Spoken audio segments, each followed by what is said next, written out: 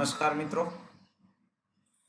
બાયોલોજીમાં ધોરણ 11 ની અંદર આજે ચેપ્ટર નંબર 10 એમાં કોષ વિભાજન સંભાજનનો ટોપિક આપણે ભણશું. જોઈએ કોષ વિભાજન એમ તબક્કો. હવે આપણે કોષ ચક્રની વાત આગલા વિડીયોની અંદર કરી ગયા છીએ, બહુ ડિટેલમાં જોઈ ગયા. તો કોષ ચક્ર આમ સળંગ પ્રક્રિયા છે, પણ કોષ ચક્રને મુખ્ય બે અવસ્થામાં વિભાજિત કરી આપણને ખબર છે. અહીંયાથી લઈ અને આ આંતરાવસ્થા છે અને પછી આ વિભાજન તબક્કો છે, કોષ વિભાજનનો તબક્કો. તો અહીંયા બહુ સરસ ટેક્સ્ટ બુકની વાત કરી છે કે આ કોષ વિભાજન એટલે કોષ ચક્રનો આ તબક્કો એ નાટકીય તબક્કો છે. નાટકીય એટલે કેવી રીતે નાટકીય? શું નાટક કરે છે? ભજવે છે? હા, કારણ કે એની અંદર આપણે જોઈ ગયા કે આંતરાવસ્થા દરમિયાન બધા જ દ્રવ્યોનું પુનઃગઠન થયું, નિર્માણ થયું અથવા તો દ્વિગુણિત થયા, અને પછી ક્રમશઃ બહુ ઝડપથીમાં ક્રમશઃ ફેરફાર થતા જાય છે. શરૂઆતમાં તમે જો તો રંગસૂત્ર દ્રવ્યની અંદર ફેરફાર થતા જાય છે, પછી ઘટ બને છે, છૂટા પડે છે, આવા ક્રમશઃ સ્ટેપ બાય સ્ટેપ ફેરફાર થાય. નાટકની અંદર કેમ એક સતત આમ પ્રક્રિયા ચાલતી રહી અને ભજવતા જઈને એમ પાત્રો બદલતા રહીએ, એમ અહીંયા આ અંદર રહેલું દ્રવ્ય છે, આ ઘટકો છે, એની અંદર ક્રમશઃ ફેરફાર થતા જોવા મળે. અને એટલે એવો શબ્દ વાપર્યો કે નાટકીય તબક્કો છે. અને કીધું છે કે આપણને જેમાં મોટા ભાગના મુખ્ય ઘટકો પુનઃગઠન થાય અને પછી હવે આ કોષ વિભાજનની ક્રિયા દરમિયાન ખાસ કરીને બે તબક્કાઓ જોવા મળે છે. એક કોષ કેન્દ્ર વિભાજન, જો અહીંયા માઇટોસિસ લખ્યું છે ને, એ કોષ કેન્દ્ર વિભાજન છે. અને પછી સાઇટોકાઇનેસિસ છે ને, કોષ રસ વિભાજન છે. જો આપણી ટેક્સ્ટ બુકમાં એવી સ્પષ્ટતા નથી, આ સમજવાની વાત છે. આખી કોષ વિભાજનની પ્રક્રિયા છે. કોષ વિભાજનને મુખ્ય બે ભાગમાં તમે વિભાજિત કરી શકો, કોષ કેન્દ્ર વિભાજન અને કોષ રસ વિભાજન. હવે આ કોષ કેન્દ્ર વિભાજન અને કોષ રસ વિભાજનની આપણે આગળ વાત કરીએ તો પહેલા કોષ કેન્દ્ર વિભાજનની વાત કરીએ. હવે કોષ કેન્દ્ર વિભાજન છે ને, એના પાછા તમે બે પ્રકાર પાડી શકશો. કોષ કેન્દ્ર વિભાજન દરમિયાન માતૃકોષમાંથી જ્યારે બાળકોષ બને, જો આ માતૃકોષ છે ને આ બાળકોષ છે, માતૃકોષમાંથી આ બે બાળકોષો બને છે, ત્યારે આની અંદર જે રંગસૂત્રો છે એની સંખ્યા સરખી રહે. અહીંયા રંગસૂત્રો બે છે ને અહીંયા દરેક કોષમાં બબે છે. આ ફેર એવો છે કે અહીંયા રંગસૂત્રો બેવડાયેલા છે, એટલે રંગસૂત્રનો જથ્થો ડબલ હતો. રંગસૂત્ર અહીંયા બે એકલ સૂત્ર ધરાવતા બે રંગસૂત્રો છે ને એક એકલ સૂત્ર ધરાવતા બે રંગસૂત્રો છે, પણ બેયમાં રંગસૂત્રની સંખ્યા તમે કેવી કહેશો? સમાન કહેશો. અહીંયા ફેર શું છે? અહીંયા બે એકલ સૂત્ર ધરાવતા બે રંગસૂત્ર છે અને અહીંયા એક એક એકલ સૂત્ર ધરાવતા બે રંગસૂત્ર છે, પણ રંગસૂત્ર બે અહીંયા છે ને બે અહીંયા છે, બે જગ્યાએ બબે જ છે. જો વાતને ધ્યાનથી સમજો, દેખાવમાં હજી તમને એમ થાય કે સાહેબ હું તમે આ કંઈક ફાંકા મારતા એવું લાગે, પણ એવું નથી દોસ્તો. અહીંયા દરેક રંગસૂત્રમાં બે એકલ સૂત્ર છે. આ દ્વિગુણિત થયેલું રંગસૂત્ર છે. એ અવસ્થામાં જ ડીએનએ નો જથ્થો ડબલ થયો હતો. હવે ભાગ પડી ગયા એટલે મૂળ હતા એટલા ને એટલા થઈ ગયા. એટલે જ્યારે માતૃકોષમાંથી બાળકોષો સર્જાય અને એ બાળકોષોમાં રંગસૂત્રની સંખ્યા આ મૂળ માતૃકોષ જેટલી જ હોય તો એને સમભાજન કહેવાય. એટલે એવું કોષ કેન્દ્રનું વિભાજન. હવે જુઓ, માતૃકોષ ખરેખર આ છે. આ માતૃકોષની અંદર રહેલા કોષ કેન્દ્રની અંદર રંગસૂત્ર દ્રવ્ય છે. આમાં જેટલા રંગસૂત્રના ઘટકો છે એટલા જ અહીંયા છે. આ G2 અવસ્થામાં તો શું બેવડાયેલું સ્વરૂપ હોય, તો માતૃકોષમાં રહેલા રંગસૂત્ર જેટલા જ રંગસૂત્રો બાળકોષોમાં હોય તો આવા પ્રકારનું જે વિભાજન થાય, આવા પ્રકારનું જે કોષ કેન્દ્ર વિભાજન થાય, એ કોષ કેન્દ્ર વિભાજનને સમભાજન અથવા સમવિભાજન કહેવાય. ફરીથી એક વખત કહું છું, માતૃકોષના કોષ કેન્દ્રમાં જે રંગસૂત્રોની સંખ્યા હોય એટલી જ રંગસૂત્રની સંખ્યા બાળકોષોની અંદર જોવા મળે, તો આવા પ્રકારનું જે કોષ કેન્દ્ર વિભાજન થાય એ કોષ કેન્દ્ર વિભાજનને સમભાજન કહેવાય. એટલે સમભાજન એ કોષ કેન્દ્રના વિભાજનની અવસ્થા છે. એટલે સરળતા માટે આપણે સમભાજનને કોષ કેન્દ્ર વિભાજનની 4 અવસ્થામાં વિભાજિત કરીએ છીએ. પણ એક વાત ફરીથી કહું છું, કોષ વિભાજનની પ્રક્રિયા સળંગ પ્રક્રિયા છે. આપણી સરળતા માટે, આપણને સરળતાથી સમજાય એટલે આપણે આને જુદા જુદા તબક્કામાં વિભાજિત કરીએ. આ પ્રક્રિયા સળંગ છે અને સમભાજન એ કોષ કેન્દ્ર વિભાજનની પ્રક્રિયા છે એની અવસ્થા છે. તો આ સમભાજનને સરળતાથી સમજવા માટે આપણે 4 પેટા અવસ્થામાં વિભાજિત કરીએ છીએ. 4 અવસ્થાઓ કઈ છે જોજો, ધ્યાન છે. આ બાજુ મારી સામે ધ્યાન. એક પૂર્વાવસ્થા, બીજી ભાજનાવસ્થા, ભાજનોત્તરાવસ્થા અને અંત્યાવસ્થા. તો એમાં આ પૂર્વાવસ્થા છે, આ ભાજનાવસ્થા, ભાજનોત્તરાવસ્થા અને ભાજનાંતિમા એટલે કે અંત્યાવસ્થા. અને પછી કોષરસ વિભાજન થાય. તો સમભાજન, જો મોટા ભાગના વિદ્યાર્થી એમસીક્યુ માં એમાં અહીંયા ભૂલ કરતા હોય, સમભાજન એ કોષ કેન્દ્રનું વિભાજન છે, જેમાં પૂર્વાવસ્થા પહેલી અવસ્થા છે, બીજી ભાજનાવસ્થા, ત્રીજી ભાજનોત્તરાવસ્થા અને ચોથી અંત્યાવસ્થા, અને અંતે કોષરસ વિભાજન. પણ કોષરસ વિભાજન એ સમભાજન નથી. આ મગજમારી. કોષ વિભાજનના 2 તબક્કા પાડીએ છીએ, કોષ કેન્દ્ર વિભાજન અને કોષરસ વિભાજન. તો હવે આપણે સમભાજનની વાત કરીએ છીએ, અને આ સમભાજન માત્ર આટલી આકૃતિ દ્વારા મિત્રો સમજવું છે. બહુ વ્યવસ્થિત રીતે ધ્યાનથી જોજો એટલે ટોપિક એકદમ ક્લિયર. બસ સમભાજનની પ્રક્રિયામાં કોષ જ્યારે તમે સમજો, આ વિભાજન છે, આ એમ તબક્કો સમભાજનની અવસ્થા છે. તો કોષ ચક્ર આખું જુઓ તો એના S તબક્કા અને G2 તબક્કાને અનુસરીને વિભાજન તબક્કો આવે, સમભાજન અવસ્થા આવે. તો જ્યારે કોષ વિભાજન અવસ્થામાં પ્રવેશે છે, કોષ સમભાજનની પ્રથમ અવસ્થામાં દાખલ થાય ત્યારે કોષ આમ તો G2 અવસ્થામાં હોય, અને G2 અવસ્થાનો અંત અને વિભાજન અવસ્થાની શરૂઆત સમભાજન. એટલે ત્યારે એ આપણે એમ કહીએ કે આંતરાવસ્થામાં છે. અને ખબર છે આંતરાવસ્થામાં કોષ હોય ત્યારે એનું રંગસૂત્ર એ રંગસૂત્ર દ્રવ્ય સ્વરૂપે હોય. જોજો, આ આંતરાવસ્થા દરમિયાન રંગસૂત્ર દ્રવ્ય સ્વરૂપે. અને આપણને ખબર કે આંતરાવસ્થાના S તબક્કામાં તારા કેન્દ્ર બેવડાવવાનું શરૂ થઈ ગયું હોય અને તારાકાય છે ડબલ થવા માંડે, G2 અવસ્થામાં ડબલ થયેલા હોય, તો આપણને ત્યારે તારા કેન્દ્ર બેવડાયેલા જોવા મળે.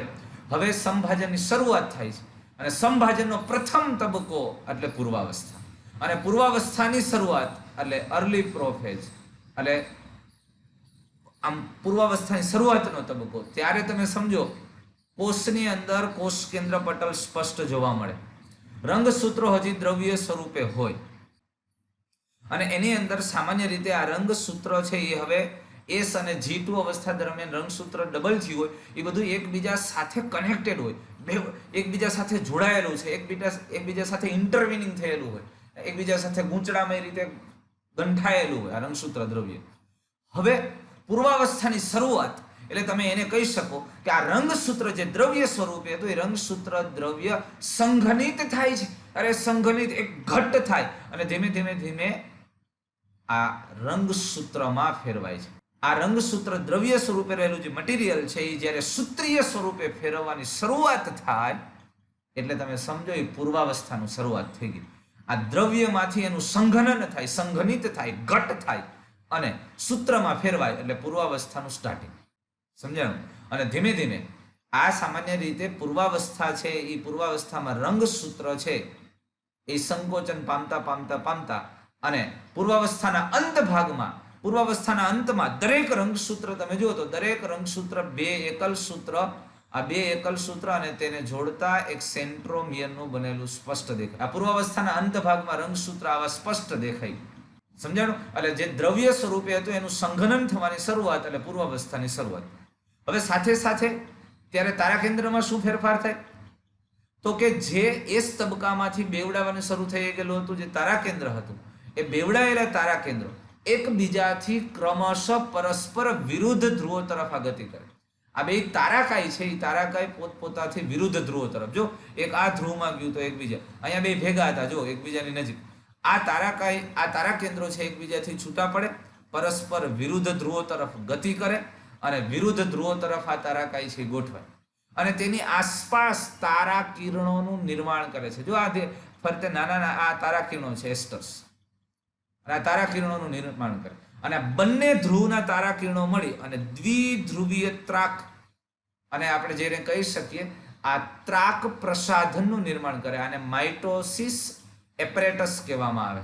એટલે જે સામાન્ય રીતે સંભાજન પ્રસાધન દ્વિધ્રુવીય ત્રાક તંતુ દ્વારા બનતું પ્રસાધનનું નિર્માણ થાય. શેના દ્વારા? આ બે તારા કેન્દ્રોની મદદથી પરસ્પર વિરુદ્ધ ધ્રુવો તરફ ગતિ કરે. એમાંથી આ ત્રાક તંતુ બન્યા. જો એમાં આ ત્રાક તંતુ શેના છે? અરે ટ્યુબ્યુલિન પ્રોટીનના બનેલા, સૂક્ષ્મ નલિકાઓના બનેલા ત્રાક તંતુઓ છે. અને એના દ્વારા આ બંને ધ્રુવોના આ ત્રાક તંતુઓની મદદથી દ્વિધ્રુવીય ત્રાક પ્રસાધનનું નિર્માણ થાય, જે સમભાજનની ક્રિયામાં અતિ અગત્યનો ભાગ ભજવે છે. ત્રીજી બાબત છે કોષ કેન્દ્ર પટલ. સામાન્ય રીતે પૂર્વાવસ્થામાં તમને કોષ કેન્દ્ર પટલ શરૂઆતમાં સ્પષ્ટ જોવા મળે છે, પછી ત્યારે ધીમે ધીમે પૂર્વાવસ્થાના અંત ભાગમાં કોષ કેન્દ્ર પટલ અદ્રશ્ય થવાની શરૂઆત છે. હજી થયું નથી, પણ ધીમે ધીમે એ લાઇટ થઈ ગયું હોય છે અને કોષ કેન્દ્રનું કદ છે એ તમને થોડું મોટું થતું જોવા મળે છે. હજી આની અંદર કોષ કેન્દ્રિકા અંતરાવસ્થામાં સ્પષ્ટ દેખાતી હોય, પણ પૂર્વાવસ્થાથી ધીમે ધીમે કોષ કેન્દ્રિકા નાની થતી જાય અને કોષ કેન્દ્રિકા અદ્રશ્ય થતી જાય. જેમ જેમ રંગસૂત્ર દ્રવ્ય રંગસૂત્રમાં ફેરવાતા જાય તેમ તેમ કોષ કેન્દ્રિકા અદ્રશ્ય થાય. એટલે તમે જુઓ, આ પૂર્વાવસ્થા છે. પૂર્વાવસ્થા ફરીથી એક વખત ફટાફટ હું કહી દઉં છું કે જ્યારે રંગસૂત્ર દ્રવ્ય રંગસૂત્રમાં સંઘનન પામવાનું શરૂ કરે એટલે પૂર્વાવસ્થાની શરૂઆત કહેવાય. આ અવસ્થા છે એસ અને G2 તબક્કાને અનુસરીને થતી અવસ્થા છે, અને ત્યાં પૂર્વાવસ્થાની અંદર રંગસૂત્ર સંઘનિત પામી અને પૂર્વાવસ્થાના અંતમાં દરેક રંગસૂત્ર છે એ બે એકલ સૂત્ર અને તેને જોડતા સેન્ટ્રોમિયરનું બનેલું જોવા મળે, અને દરેક રંગસૂત્ર બે એકલ સૂત્ર અને તેને જોડતા એક સેન્ટ્રોમિયરનું બનેલું હોય પૂર્વાવસ્થાના અંતમાં. આ ઉપરાંત જે એસ તબક્કા દરમિયાન બેવડાયેલા તારા કેન્દ્રો હતા, જે એકબીજાની નજીક ગોઠવાયેલા હતા, એકબીજાથી છૂટા પડી પરસ્પર વિરુદ્ધ ધ્રુવો તરફ ગતિ કરે છે અને તેની આસપાસ એસ્ટર અથવા તારા કિરણોનું નિર્માણ થાય, જે સૂક્ષ્મ નલિકાઓનું બનેલા હોય છે, જે ટ્યુબ્યુલિન પ્રોટીનની સૂક્ષ્મ નલિકાઓ. અને બંને ધ્રુવના તારા કેન્દ્રોની મદદથી આ તારા કિરણો, બંને ધ્રુવના તારા કિરણો ભેગા થઈ અને દ્વિધ્રુવીય ત્રાક પ્રસાધનની રચના કરે છે, જે સ્પાઇન્ડલ શેપ બની ગયો, ત્રાક તંતુ જેવી આ ત્રાકાકાર રચના થઈ ગયા તંતુ, અને આ દરેક તંતુઓને ત્રાક તંતુઓ કહેવામાં આવે છે. આ ઉપરાંત પૂર્વાવસ્થાના શરૂઆતમાં અથવા તો અંતરાવસ્થા દરમિયાન કોષ કેન્દ્રિકા સ્પષ્ટ દેખાતી હોય છે, પણ જેમ જેમ પૂર્વાવસ્થા આગળ વધે તેમ તેમ કોષ કેન્દ્રિકા અદ્રશ્ય થાય અને પૂર્વાવસ્થાના અંતમાં કોષ કેન્દ્રિકા સંપૂર્ણ અદ્રશ્ય થઈ જાય છે. આ પૂર્વાવસ્થા છે. અને પૂર્વાવસ્થા પછી કોષ ભાજનાવસ્થામાં પ્રવેશ. પ્રક્રિયા સળંગ છે, આપણે સમજવા માટે ભાગ પડે છે. કોષ ભાજનાવસ્થામાં પ્રવેશ. તો ભાજનાવસ્થાનું સ્ટાર્ટિંગ ફેજ, જેને પૂર્વ ભાજનાવસ્થા કહી શકો તમે. અને પૂર્વ ભાજનાવસ્થા દરમિયાન કોષ કેન્દ્ર પટલ અદ્રશ્ય થાય છે અને આ દ્વિધ્રુવીય ત્રાક રંગસૂત્ર છે આખા કોષરસમાં ખુલ્લા થાય છે અને દ્વિધ્રુવીય ત્રાક તંતુઓ છે, આ જે એસ્ટર્સ હતા, આ જે તારા કિરણોમાંથી અને આ દ્વિધ્રુવીય ત્રાક જે પ્રસાધન છે એના ત્રાક તંતુઓ છે, એમાંથી કેટલાક ત્રાક તંતુઓ તમે જુઓ, આ રંગસૂત્ર છે એના મધ્યમાં સેન્ટ્રોમિયર હોય, અને તમને આપણને ખબર છે, આગલા ચેપ્ટરમાં ભણી ગયા કે સેન્ટ્રોમિયરની બંને બાજુ એક તકતી આવેલી જોઈએ, કાઇનેટોકોર કહેવાય. આમાંથી કેટલાક ત્રાક તંતુઓ આ રંગસૂત્રના કાઇનેટોકોર સાથે જોડાય છે. આ ભાજનાવસ્થાની શરૂઆતની અવસ્થા છે, આ પૂર્વ ભાજનાવસ્થા છે. કોને કહેશો કે કોષ કેન્દ્ર પટલ અદ્રશ્ય થાય એટલે ભાજનાવસ્થા શરૂ થઈ ગઈ. અને આ દરમિયાન આ દ્વિધ્રુવીય ત્રાક તંતુઓ છે, ત્રાક તંતુના છેડાઓ આ રંગસૂત્ર છે, જે બે એકલ સૂત્ર અને સેન્ટ્રોમિયર ધરાવતું રંગસૂત્ર છે, તો આ સેન્ટ્રોમિયરના બંને છેડે જે કાઇનેટોકોર આવેલી તકતીઓ છે, એ તકતીઓ સાથે આ ત્રાક તંતુ જોડાય છે, ભાજનાવસ્થામાં જોડાય, અને ત્યારે રંગસૂત્રો હજી વિખેરાયેલા છે જો. અને ભાજનાવસ્થા દરમિયાન રંગસૂત્રનું સંકોચન પૂર્ણ થઈ ગયું, દરેક રંગસૂત્ર સ્પષ્ટ દેખાય છે. અરે રંગસૂત્રનો અભ્યાસ આ જ અવસ્થામાં થાય છે. દરેક રંગસૂત્ર બે એકલ સૂત્ર અને તેને જોડતા સેન્ટ્રોમિયરનું બનેલું, અને આ સેન્ટ્રોમિયર ઉપર આવેલી જે તકતી છે એ કાઇનેટોકોર સાથે ત્રાક તંતુઓ જોડાય છે. જોજો આ તકતીઓ બે છેડે કાઇનેટોકોર સાથે ત્રાક તંતુઓ જોડાય છે. હવે આ તારા કેન્દ્રો દ્વારા નિર્માણ પામેલો જે દ્વિધ્રુવીય ત્રાક પ્રસાધન છે ને, એમાં જે ત્રાક તંતુઓ છે ને એ ત્રણ પ્રકારના હોય. તમે જુઓ, અહીંયા એક સાઈડ સાવ ધ્રુવ તરફના આ કિરણો છે, એકદમ નાના છે, એસ્ટર. આને કહેવામાં આવે છે તારા કિરણો, એસ્ટર કહેવાય. પછી આમાંથી આ તંતુ તમે જુઓ, આ તંતુ છે, આ ત્રાક તંતુ એ કાઇનેટોકોર સાથે જોડાઈ ગયું, તો આને કાઇનેટોકોર ફાઈબર કહેવાય, અથવા તો અસતત તંતુ કહેવામાં આવે. અસતત તંતુ અથવા કાઇનેટોકોર તંતુ, કારણ કે એ રંગસૂત્રના સેન્ટ્રોમિયરના કાઇનેટોકોર સાથે જોડાય છે. પછી આ તંતુ જુઓ તમે, એ જોડાતો નથી, આમ કન્ટિન્યુ આગળ વધે છે. પછી આ ફાઈબર જુઓ, આમ આયલો જાય છે, આ ફાઈબર જુઓ તો આમ ચાલ્યો આવે છે. આને સતત તંતુ કહેવાય અથવા તો ધ્રુવીય તંતુ કહેવામાં આવે છે, પોલાર ફાઈબર. અહીંથી ક્રમશઃ છેક બીજા ધ્રુવ તરફ જાય અને આ છે એ આ બાજુ આવે, અને આને કાઇનેટોકોર અથવા તો અસતત તંતુ કહેવાય. એટલે આપણે એમ કહી શકીએ આ સતત તંતુ છે, આ અસતત તંતુ છે, અને આ તારા કિરણ છે. સામાન્ય રીતે આ તંતુઓ છે, કાઇનેટોકોર ને બધા ઘટકો છે, સૂક્ષ્મ નલિકાઓના બનેલા છે, ટ્યુબ્યુલિન પ્રોટીનના બનેલા છે. સમજાય આખી વસ્તુ? તો આવી રીતે આ દ્વિધ્રુવીય ત્રાક પ્રસાધનની અંદર ત્રાક તંતુ આવેલા. હવે આ બે તમે જુઓ, કાઇનેટોકોર એક સેન્ટ્રોમિયરની બે બાજુ કાઇનેટોકોર, એટલે દરેક રંગસૂત્રમાં એક એક પોતપોતાના એકલ સૂત્ર તરફ એક કાઇનેટોકોરની તકતી હોય. આ એકલ સૂત્ર તરફ આ બાજુનું કાઇનેટોકોર અને બીજી બાજુના એકલ સૂત્ર તરફ બીજી બાજુ એકલ સૂત્ર અથવા તો રંગસૂત્રિકા, જે શબ્દ વાપરો તે. તો દરેક રંગસૂત્રિકા તરફ એક કાઇનેટોકોર હોય અને બંને કાઇનેટોકોર સાથે બંને ધ્રુવના ત્રાક તંતુઓ જોડાઈ ગયા. અત્યારે રંગસૂત્રો આડાઅવળા ગોઠવાયેલા છે. હવે મુખ્ય ભાજનાવસ્થાની મેઇન કેરેક્ટરિસ્ટિક, આ દરેક રંગસૂત્રો આ દ્વિધ્રુવીય ત્રાક તંતુઓ લાંબા ટૂંકા થઈ અને કોષના એકદમ મધ્ય વિસ્તારમાં ગોઠવાય. દરેક રંગસૂત્ર કોષના મધ્ય વિસ્તારમાં ગોઠવાય છે. કોષની ઇક્વેટર પ્લેન મધ્ય ભાગમાં, મધ્ય તકતીમાં દરેક રંગસૂત્ર ગોઠવાય અને દરેક રંગસૂત્રના સેન્ટ્રોમિયર કોષના એકદમ મધ્યમાં ગોઠવાયેલા હોય અને દરેક સેન્ટ્રોમિયર સાથે બંને ધ્રુવના આ તમે સમજો, આને પ્રાણી ધ્રુવ કહેવાય અને આને વેજાઇટલ પોલ કહેવાય. આ બે ધ્રુવના ત્રાક તંતુઓ છે એક એક સેન્ટ્રોમિયર સાથે જોડાય. બહુ સમજો, મુખ્ય ભાજનાવસ્થાની મુખ્ય લાક્ષણિકતા એ છે કે દરેક કોષના મધ્યમાં રંગસૂત્રો ગોઠવાયેલા હોય અને દરેક રંગસૂત્રના સેન્ટ્રોમિયરના પોતપોતાની રંગસૂત્રિકા તરફના કાઇનેટોકોર સાથે દ્વિધ્રુવીય ત્રાક તંતુ જોડાયેલ હોય છે.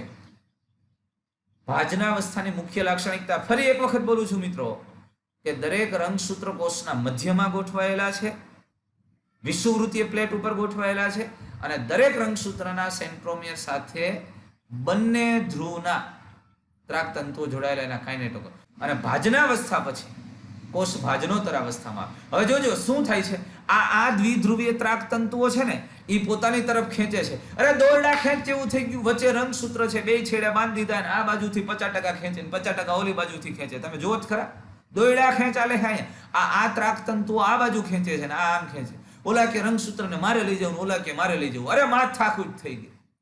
અને આવી પરિસ્થિતિમાં આ દ્વિધ્રુવીય ત્રાક તંતુઓ છે, દરેક જે અસતત તંતુ છે એ ખેંચાય છે અને જે સતત તંતુ છે એ વધે છે. એટલે જુઓ, આ સતત તંતુ સામે આવે ને અસતત તંતુ છે એ ખેંચાય છે અને એટલે આ રંગસૂત્ર છે એ હલવાનું છે. સેન્ટ્રોમિયરના બે બાજુના કાઇનેટોકોર સામે ખેંચાય છે અને ઈ ભાજનોત્તર અવસ્થા. અને આ રંગસૂત્રના સેન્ટ્રોમિયરના ભાગેથી રંગસૂત્ર છે એ જુદું પડે, કારણ કે આ બંને બાજુના ત્રાક તંતુઓ છે રંગસૂત્રને સેન્ટ્રોમિયરના ભાગેથી ખેંચે, પોતપોતાના કાઇનેટોકોરથી ખેંચાય છે. અને એટલે આ એક રંગસૂત્રનો અડધો ભાગ એક રંગસૂત્રિકા સહિત, એટલે પોતાના અડધા સેન્ટ્રોમિયર અને કાઇનેટોકોર વાળો ભાગ, એટલે આ એક રંગસૂત્રિકા સહિતનો ભાગ આ બાજુ ખેંચાય, આ ધ્રુવ તરફ આવ્યો અને બીજી રંગસૂત્રિકા છે વિરુદ્ધ ધ્રુવ તરફ. એટલે દરેક રંગસૂત્ર, જો ભાજનોત્તર અવસ્થાની વાત કરું છું, ધ્યાનથી સમજો, દરેક રંગસૂત્ર પોતાના સેન્ટ્રોમિયરના ભાગેથી વિભાજિત થાય છે અને દરેક રંગસૂત્રની રંગસૂત્રિકાઓ પોતપોતાના ધ્રુવો તરફ ગતિ કરે છે.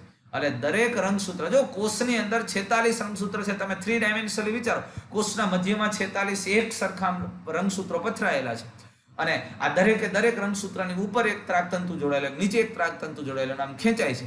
એટલે દરેક રંગસૂત્ર સેન્ટ્રોમિયરના ભાગેથી જુદું પડી અને પોતપોતાના એકલ સૂત્ર પોતપોતાના ધ્રુવ તરફ અથવા તો વિરુદ્ધ ધ્રુવ તરફ ગતિ કરે. આ એકલ સૂત્ર આ ધ્રુવ તરફ ગયું તો બીજું એકલ સૂત્ર આ ધ્રુવ તરફ, વિરુદ્ધ ધ્રુવો તરફ ગતિ કરે અથવા તો પોતપોતાના ધ્રુવ તરફ ગતિ કરે. શું કરવાને ભાઈ? આવી ગતિ કોના દ્વારા થાય છે? તો કે આવી ગતિ આ ત્રાક તંતુના સંકોચનને કારણે થાય છે અને દરેક રંગસૂત્રના બે ભાગ થઈ ગયા. આ બેવડાયેલું રંગસૂત્ર હતું, દ્વિગુણિત પામેલું રંગસૂત્ર હતું. ખરેખર વાસ્તવમાં રંગસૂત્ર એટલે આ એક એકલ સૂત્ર આમ ગયું અને હવે આ રંગસૂત્ર આમ. એટલે બંને એકલ સૂત્રો પોતપોતાના વિરુદ્ધ ધ્રુવો તરફ ગતિ કરે છે. એટલે તમે સમજો, બહુ અગત્યની વાત છે. અહીંયા સામાન્ય રીતે કોષની અંદર કુલ રંગસૂત્ર તમે વિચારો તો અહીંયા 2 છે, તો અહીંયા 2 જ છે. આ 2 જ કહેવાય. ફેર શું છે છોકરાઓ? આ જ મગજમાં તમારે રાખવાનું, આ સમજવાનું છે. જો આ 2 રંગસૂત્ર છે તો એ એક એકલ સૂત્ર ધરાવતા રંગસૂત્ર છે અને અહીંયા આ 2 જ રંગસૂત્ર છે, પણ એ બંને રંગસૂત્ર 2 એકલ સૂત્ર ધરાવે છે. એટલે એમાં ડીએનએ નો જથ્થો ડબલ થઈ ગયો છે. તો અત્યારે હું આ કોષની અંદર જોઉં તો અહીંયા રંગસૂત્રોની સંખ્યા કેટલી છે? 4 છે, પણ ચારે ચાર રંગસૂત્રો કેવા છે? બેવડાયેલા છે. એનો ડીએનએ નો જથ્થો ડબલ થયેલો છે. અહીંયા આ રંગસૂત્રો કેટલા છે? 4 છે, પણ એ દરેક રંગસૂત્રમાં બેવડાયેલા છે, એટલે કે બબે એકલ સૂત્ર છે. હવે આ રંગસૂત્રના ભાગ પડી ગયા.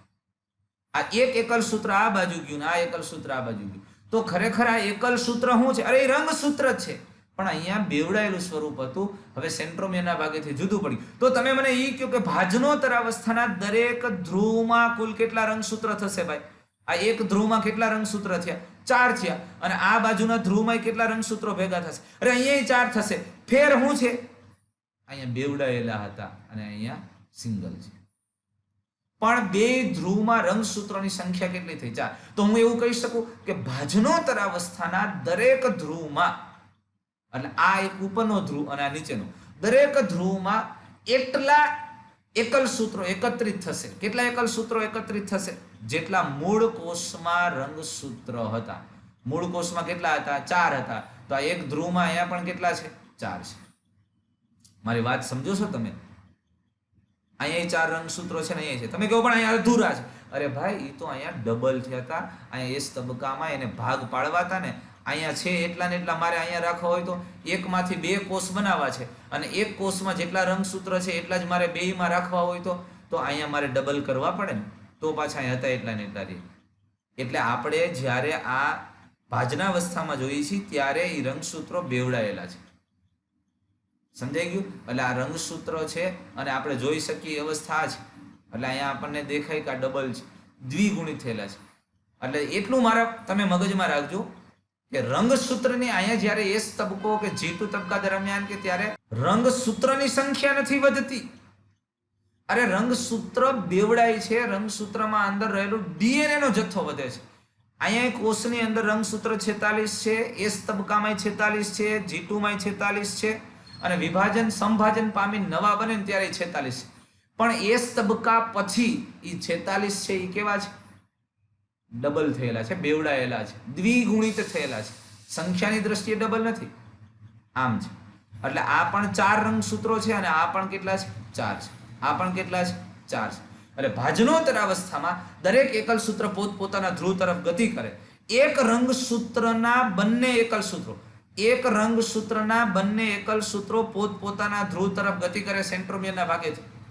દરેક ધ્રુવમાં એટલા એકલ સૂત્રો એકત્રિત થાય છે જેટલા મૂળ કોષમાં રંગસૂત્રો હતા. સમજાય છે આ વાત? ગોટે નો ચડતા હો, બહુ સમજવા જેવો ટોપિક છે. મેં ખાલી આકૃતિમાં એટલે સમજાવવાની ટ્રાય કરી છે, લખાણ જેવી વાત નથી કરી, કારણ કે આમથી આમ ન થાય. હવે આ ભાજનોત્તર અવસ્થા પૂરી થાય એટલે કોષ અંત્યાવસ્થામાં જાય, અને અંત્યાવસ્થામાં જાય એટલે પૂર્વાવસ્થાની તદ્દન વિરુદ્ધ. જો આ દરેક એકલ સૂત્રો પોતાના ધ્રુવમાં આવી ગયા, હવે આ જે એકલ સૂત્રો સ્પષ્ટ હતા એ રંગસૂત્ર સ્વરૂપે હતા, એ દરેક રંગસૂત્ર હવે ધીમે ધીમે રંગસૂત્ર દ્રવ્યમાં ફેરવાશે. દરેક એકલ સૂત્ર હવે એ રંગસૂત્ર દ્રવ્યમાં ફેરવાય. જો પૂર્વાવસ્થામાં દ્રવ્ય હતું તો એ રંગસૂત્રમાં ફેરવાનું, અંત્યાવસ્થામાં જે રંગસૂત્ર હતા એ દ્રવ્ય સ્વરૂપે ફેરવાય.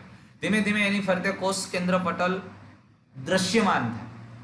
સાથે સાથે બીજી અંગિકાઓ હતી જે પૂર્વાવસ્થામાં બધી અંગિકાઓ અદ્રશ્ય થઈ, અંતઃકોષરસ જાળ, ગોલ્ગીકાય વગેરે જેવી અંગિકાઓ અદ્રશ્ય થાય. અહીંયા આ બધી અંગિકાઓ છે એ દ્રશ્યમાન થાય. કોષ કેન્દ્ર પટલ, ગોલ્ગીકાય, અંતઃકોષરસ જાળ જેવી અંગિકાઓ દ્રશ્યમાન થાય. દ્વિધ્રુવીય ત્રાક તંતુઓ અદ્રશ્ય થાય. અરે જે ત્રાક પ્રસાધન છે, ત્રાક તંતુઓ છે એ અદ્રશ્ય થાય છે. અહીંયા સર્જાતા હતા, અહીંયા અદ્રશ્ય થાય છે. અને એક જ કોષની અંદર તમને સ્પષ્ટ 2 કોષ કેન્દ્ર જોવા મળે. પણ અંત્યાવસ્થાના દરેક કોષ કેન્દ્રમાં રંગસૂત્રની સંખ્યા મૂળ કોષમાં હતી તેટલી જ હોય, પણ ફેર એટલો છે અહીંયા રંગસૂત્રની સંખ્યા 4 છે, અહીંયા 4 છે. શું તફાવત છે? અરે વિભાજનને અંતે આ જે રંગસૂત્ર છે એ એક એકલ સૂત્ર ધરાવતું રંગસૂત્ર છે, અને અહીંયા જે રંગસૂત્ર છે એ 2 એકલ સૂત્ર ધરાવતું. અહીંયા ડીએનએ નો જથ્થો ડબલ છે અને અહીંયા ડીએનએ નો જથ્થો સિંગલ છે. બસ આટલો છે. પણ રંગસૂત્રની સંખ્યા, એક જ કોષમાં 2 કોષ કેન્દ્ર અસ્તિત્વમાં આવ્યા અને દરેક કોષ કેન્દ્રમાં રંગસૂત્રની સંખ્યા મૂળ કોષમાં હોય તેટલી જ રહે છે, મૂળ કોષમાં હોય તેટલી જ રહે છે. અને એમ કરતા પછી કોષરસ વિભાજન થાય. કોષરસ વિભાજનની પ્રક્રિયા આપણે નેક્સ્ટ વિડીયોમાં જોઈશું. સમજાણું તમને? તો આમ આ 4 મુખ્ય અવસ્થા છે: પૂર્વાવસ્થા, ભાજનાવસ્થા, ભાજનોત્તરાવસ્થા અને અંત્યાવસ્થા. અને અંત્યાવસ્થામાં એક જ કોષની અંદર 2 કોષ કેન્દ્ર સર્જાય. બીજી એક અગત્યની વાત એ છે કે સામાન્ય રીતે અહીંયા તમે જુઓ કે પ્રાણી કોષ હોય ને તો તારા કેન્દ્ર હોય, વનસ્પતિ કોષ હોય તો તારા કેન્દ્ર ન હોય. પણ છતાં વનસ્પતિ કોષમાં દ્વિધ્રુવીય ત્રાકનું નિર્માણ થાય છે. પણ વનસ્પતિ કોષમાં જે દ્વિધ્રુવીય ત્રાક તારા કેન્દ્ર નથી છતાંય નિર્માણ થાય છે. અને પ્રાણી કોષમાં તારા કેન્દ્ર દ્વિધ્રુવીય ત્રાકનું નિર્માણ કરે છે. પણ વનસ્પતિ કોષની અંદર સામાન્ય રીતે દ્વિધ્રુવીય ત્રાકનું નિર્માણ થાય છે, પણ ત્યાં તારા કેન્દ્ર દ્વારા નથી થતું. ત્યાં એ વિસ્તાર હોય, એ વિસ્તારને MTOC કહેવામાં, માઇક્રોટ્યુબ્યુલ ઓર્ગેનાઇઝિંગ સેન્ટર, અને એની મદદથી દ્વિધ્રુવીય ત્રાકનું નિર્માણ થાય. એટલે દ્વિધ્રુવીય ત્રાક તંતુઓ અથવા દ્વિધ્રુવીય ત્રાક પ્રસાધન વનસ્પતિ કોષ અને પ્રાણી કોષ બેયમાં સર્જાય છે, પણ વનસ્પતિ કોષમાં તારા કેન્દ્ર નથી છતાંય સર્જાય છે. અને એટલે એ રચનાને એક બીજું એવું પણ કહેવામાં આવે એનએસ્ટ્રાલ. એને શું કહેવાય? એનએસ્ટ્રાલ. જ્યારે પ્રાણી કોષની અંદર તારા કેન્દ્ર દ્વારા દ્વિધ્રુવીય ત્રાકની રચના થાય અને બે બાજુ આ તારાકાય ગોઠવાય અને દ્વિધ્રુવીય ત્રાક પ્રસાધન કહેવામાં આવે, એટલે એને એમ્ફીએસ્ટ્રાલ કહેવામાં આવે. જ્યારે વનસ્પતિ કોષમાં એને એનએસ્ટ્રાલ કહેવામાં આવે. પણ વનસ્પતિ કોષમાં તારા કેન્દ્ર વિના ત્રાક તંતુઓનું નિર્માણ થાય છે અને એ રચનાને, એ વિસ્તારને MTOC, માઇક્રોટ્યુબ્યુલ ઓર્ગેનાઇઝિંગ સેન્ટરની મદદથી ત્રાક તંતુનું નિર્માણ થાય. અને અહીંયા એસ્ટ્રાલ, આવા તારા કિરણ, આ નાના નાના તારા કિરણ રહ્યા ને એનો હોય, એટલે એને એનએસ્ટ્રાલ કહેવાય. અને પ્રાણી કોષમાં બે બાજુ આવા નાના નાના તારા કિરણ હોય એટલે એને એમ્ફીએસ્ટ્રાલ. એટલે આ સંભાજન, પ્રાણી કોષના સંભાજનને એમ્ફીએસ્ટ્રાલ માઇટોસિસ કહેવાય અથવા તો એસ્ટ્રાલ માઇટોસિસ કહેવાય, અને વનસ્પતિ કોષના સંભાજનને એનએસ્ટ્રાલ માઇટોસિસ કહેવાય. ક્લિયર? એકદમ ફટાફટ ઓવરઓલ વ્યૂ જોઈએ છે. સંભાજન એવી વાત કરી છે કે અહીંયા જે કોષની અંદર મૂળ જે રંગસૂત્રો છે એ બાળ કોષોમાં એટલા જ રંગસૂત્રો રહે, એટલું જ જનીનિક દ્રવ્ય રહે. સમજાય છે આ વસ્તુ? એટલું જ જનીનિક દ્રવ્ય. તમે સમજો, આ માત્ર જીવન અવસ્થાની અંદર કોષ આવ્યો, એ પિતૃકોષ, એમાંથી આ તબક્કામાંથી પસાર થયો એટલે વચ્ચે એસ આવે તો કઈ કઈ ક્રિયા દરમિયાન રંગસૂત્ર બેવડાયેલું તમને જોવા મળે? કયા તબક્કામાં? એસમાં બેવડાયેલું જોવા મળે, G2માં બેવડાયેલું જોવા મળે, પછી પૂર્વાવસ્થામાં બેવડાયેલું જોવા મળે, ભાજનાવસ્થા સુધી બેવડાયેલું જોવા મળે. પણ ભાજનોત્તરાવસ્થાથી દરેક રંગસૂત્ર કેવું થઈ જાય? તો કે એક એકલ સૂત્ર. એટલે ભાજનોત્તરાવસ્થાથી એક એકલ સૂત્ર ધરાવતું રંગસૂત્ર થાય. ભાજનોત્તરાવસ્થામાં એક એકલ સૂત્ર ધરાવે, અંત્યાવસ્થામાં એક એકલ સૂત્ર હોય, અને જીવન અવસ્થાના અંતિમ ભાગ સુધી એક એકલ સૂત્ર હોય. એટલે કોષની અંદર જનીનિક દ્રવ્ય બેવડાયેલું ક્યારે હોય? તો કે એસ તબક્કો પૂરો થાય પછીથી, એસ તબક્કાના અંતમાં હોય, G2માં હોય, પછી પૂર્વાવસ્થામાં હોય, ભાજનાવસ્થામાં હોય, ત્યાં સુધી હંમેશા કોષના કોષ કેન્દ્રમાં જનીન દ્રવ્ય બેવડાયેલું હોય, એટલે કે રંગસૂત્ર બે એકલ સૂત્રમાં હોય. ભાજનોત્તરાવસ્થાથી લઈ ભાજનોત્તરાવસ્થા, અંત્યાવસ્થા અને જીવન અવસ્થા અને એસ અવસ્થાની શરૂઆતમાં રંગસૂત્ર દ્રવ્ય સિંગલ હોય, એટલે કે રંગસૂત્ર એક એકલ સૂત્ર ધરાવતું. સમજાય તમને? તો આ સમભાજન છે. ફરી એકવાર કહું છું, સંભાજન એ માત્ર કોષ કેન્દ્ર વિભાજન છે, કોષરસ વિભાજન નથી. ભૂલ ન કરતા. અને આપણે આ માત્ર આકૃતિ સમજી લ્યો અને મગજમાં બેહાડી દો, વાત પૂરી થઈ ગઈ. બધી અવસ્થા ક્લિયર, સંપૂર્ણ ક્લિયર. એ પહેલા આ માઇક્રોસ્કોપિક રચના છે. જો માઇક્રોસ્કોપની અંદર સંભાજનની પ્રક્રિયા આપણને આવી દેખાય. આંતરાવસ્થા છે, આ પૂર્વાવસ્થાની શરૂઆતની અવસ્થા છે, આ પૂર્વાવસ્થાના અંતિમ, જો એકદમ ઘટ થઈ ગયા.